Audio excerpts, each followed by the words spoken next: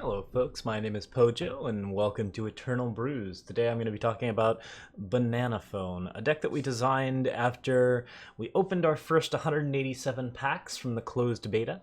We were hoping to get a bunch of interesting legendaries, and it ended up that the first playset of legendaries that we got was a kind of odd one. We got this card here, Call the Ancients, which is a one-cost card that gives you a yellow and blue, puts 4/6/6 Titans with Aegis and Endurance into your deck. Now this card has always been a strange one, since it essentially sacrifices card advantage and to some extent board advantage in order to put some really good creatures into your deck and basically make your deck a little bit better. But because you lose out on that hand advantage and that card is just essentially a dead card for a while, it can be really weird and difficult to run. We've tried a lot of different decks that build around this. There's a lot of different fun archetypes that you can build around Call the Ancients. I haven't found a lot to work particularly well, and this has been one of the most successful, so I wanted to share it and talk about, like, something that's pretty fun. So what we did is we put this card into a Scream deck, which is the standard Haunting Scream archetype of running Haunting Scream, running Gorgon Fanatic, and Direwood Beastcaller, and using these three cards with Levitate to make sure that you get across and get either the 2/5/5 Beast from Beastcaller or the Infiltrate effect from Gorgon Fanatic, which draws you 3 cards and gains you 3 health. Gorgon Fanatic's draw effect is one of the most powerful ones in the game. It does obviously spend the card of Gorgon Fanatic to draw those cards, but in addition to the 3 health, it's well worth the price. So it's a really excellent archetype for just general decks. And if you want to build a deck around Infiltrate units, this is usually where you start, with Beastcaller and Fanatic, maybe Cabal Recruiter, or a couple of other cards that have that small Infiltrate effect, like Executioner, and then you run Haunting Scream and Levitate.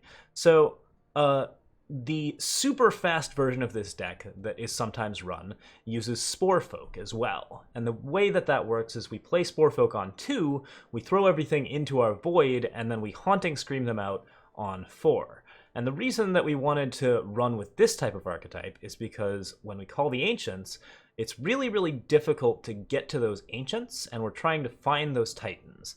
And one of the fastest ways that we can do this, like probably the fastest way that we can actually get them out, is to discard the top 5 cards of our deck with Sporefolk. That's about the cheapest and quickest way to siphon through our deck and find the right card that there is. And in addition, the card Push Onward, which was already good in Call the Ancients, has been moved to the card Scheme, which no longer gives the cost reduction, but instead draws the top 4 cards of your deck instead of the top 3. So the deeper searching that Scheme gives you is really effective here, and of course, we don't really need the cost reduction because the Ancients called from Call the Ancients only cost 2. So those Titans are actually much easier to get there. So we either scheme up the Titans, or we Sporefolk them, and then we can Haunting Scream them for 6 damage easy, or we can Dark Return them with, of course, Dark Return.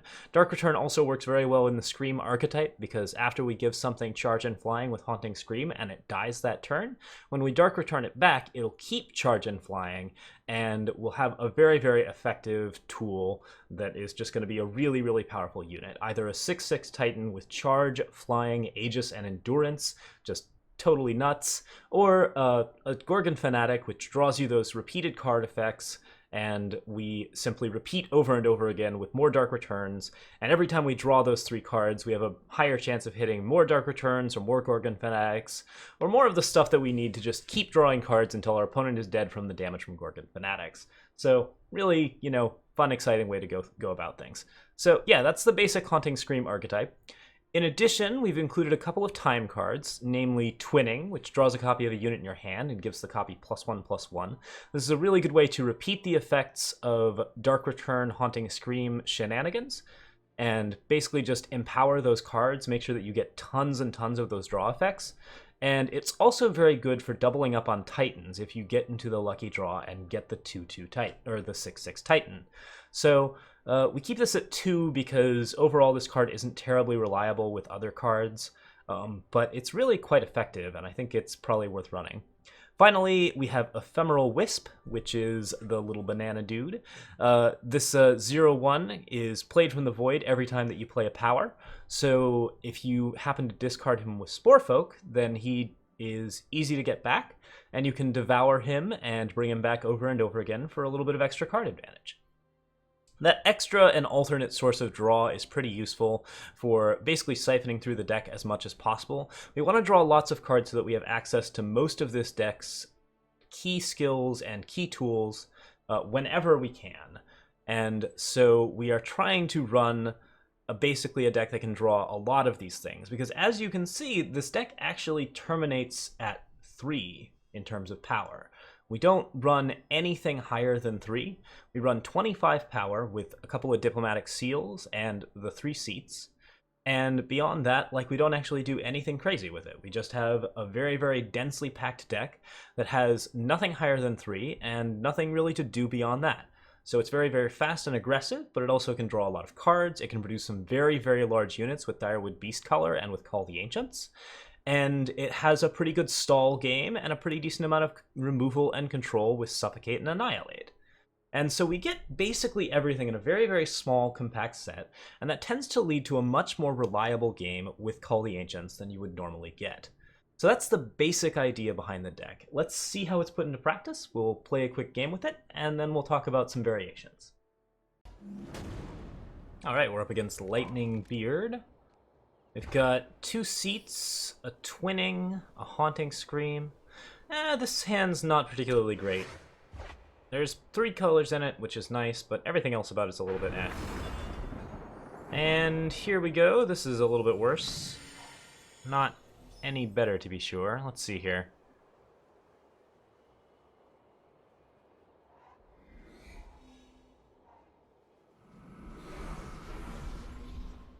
Go ahead and levitate here, try and get some draws going. I've got lightning storms in the deck to get to, which is good. We won't need any doubles of anything, so let's go ahead and just pull the Diplomatic Seal out and grab double Primal. And then we'll scheme at 3. Scheming should get us something useful.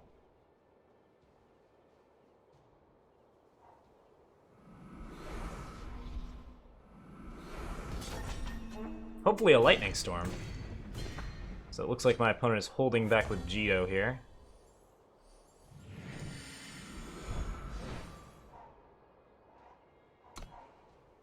Okay, so pulling Lightning Storm off of Scheme is pretty important here because my opponent is playing, red-purple monstrosity.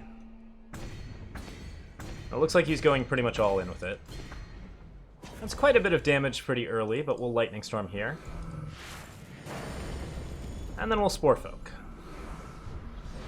Sporefolk should toss some units that we can actually use, such as Gorgon Fanatic. Getting that extra draw is pretty useful, and we also tossed an Ephemeral Wisp into the yard, which means that we have a pretty decent matchup going now. So I'm going to Haunting Scream, get the Fanatic back. And my voice is going, goodness gracious. Attack for 3. We get 3 health, which is really useful, and we get 3 cards, which is also super useful. Not too much else exciting going on here. I know next turn I'm going to want to Scream or Dark Return Fanatic, twinning it, and then play it, but I can do all of that with 6 power, so we'll Suffocate here. And we have a pretty good start. The twinning is just a really fun combo here, so we should be pretty excited about it. This isn't a Call the Ancients hand, which is a little bit sad. Oh, no, there we go, we got it. Okay, so I should maybe have gone ahead and Dark Returned this Gorgon Fanatic beforehand, but I think we'll be okay. Let's just Haunting Scream again. We'll get the other Fanatic, just to stack up the flying and charge Fanatics. Drew the whole pile that I needed, and I got another Lightning Storm, which is really useful. With all of the draws that we're drawing, it can be pretty easy to get enough draws to hit Call the Ancients Titans. And that's kind of important here. So, Renardin Drone comes down. That is a card. We'll start our turn, and we got a Titan. Nice. So we'll go ahead and twin that. And then we'll play... Oh, how many do we want to play down? We could just twin it again. And then, well, we have 3 Titans to play. Let's just Lightning Storm the board.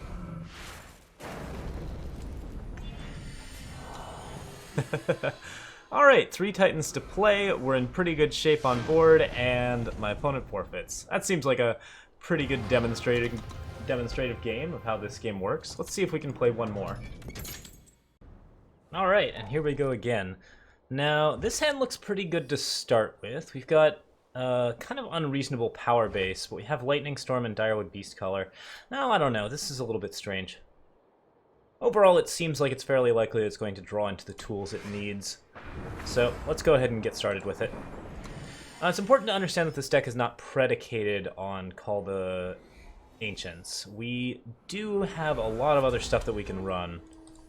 Let's go ahead and Spore Folk here. Get ourselves something to block with. Unfortunately, a Call the Ancients went into the void. Previously, I ran Excavates to get them back sometimes, but I felt like that was a little too much card disadvantage early on, and we decided to toss it. Go ahead and take this block. No problem there. My opponent's probably going to play down another 2-drop. And we can just set down our Direwood Beastcaller. If Beastcaller doesn't get torched, which seems more than likely, we can levitate it this turn.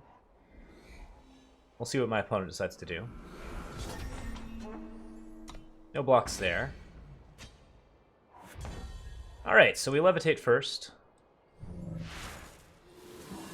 There was no pause, which means there's no torch, so we get our 5/5s. And that's usually just a powerful enough start to actually get things going. Lightning Storm seems like an okay card here. I'm gonna wait 1 turn? No, I'll Storm now. There's a pretty good chance that this is Pantsless Rakano, which means that we're definitely gonna want to clear the board. Also, it's useful to put Direwood Beastcaller into your void with Lightning Storm, because your opponent won't kill it by himself after it's executed its plan. Alright, so I have 2 5/5s and my opponent has a 2/2, already off to a good start. Vanquish is pretty likely to happen to at least one of them. If it happens to both, we'll consider ourselves unlucky. No, we're just fine. Okay, I can levitate here, and I don't think I will, since I don't have access to Haunting Scream yet. Let's suffocate that. And I think it's good to pressure here. I am going to levitate to break the Aegis on the 2/2. That's another helpful use of levitate in this deck. And we get another Seed of Wisdom, so looks like the deck should do just fine with the beast itself. Alright. Looks like it did its job.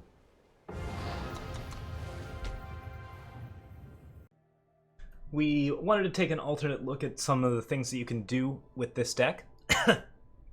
And since we're filling our deck with interesting 6-drops that we're trying to pull out of the yard, I thought it would be useful to explore another list that uses the Xenon Serial Killer's archetype, where we are using cards like Friendly Wisp to draw cards off of Call the Ancients, or we can equip Beastcaller's Amulet to it instead of using Direwood Beastcallers. We run our own aggressive 4-drops, such as Impending Doom, and finally, the really fun combo of Accelerate and Argenport Ringmaster is a real killer, especially against a lot of these token-based decks where you can Lightning Storm them and then just go in with Ringmaster on a turn and completely wreck their day. Yeah, this is sort of a different version of the deck. This one is probably in need of a little bit more refinement, so if you're interested in like playing around with this kind of list, just something different to look at. There are a lot of different internal synergies here that work out pretty well. My favorite one is Haunting Screaming a Friendly Wisp and then playing down an Ancient on 4 to draw 2 cards. Just a silly little thing that you can do with Haunting Scream and fun recursion effects that tends to work out very well. And of course you can mix and match between these 2 lists and figure out what synergies work best. There's a lot of interesting internal synergies within this deck, and they're really fun to explore. This deck is legendary free apart from Call the Ancients, as is the other list, so if you happen to have a lot of these legendaries in your possession and you're not really sure what to do with it, I thought I would offer this deck as an option for people who are trying to figure out what to do with their Call the Ancients. That's pretty much it, though. Thank you guys so much for watching, and feel free to like or subscribe if you liked this. I will see you next time with a more serious video. I believe we're working on Eternal Basics number 9. I'm hoping to have it out this weekend. It might be a little later, depending on how it goes. Thank you again, and I will see you next time. Have a good one.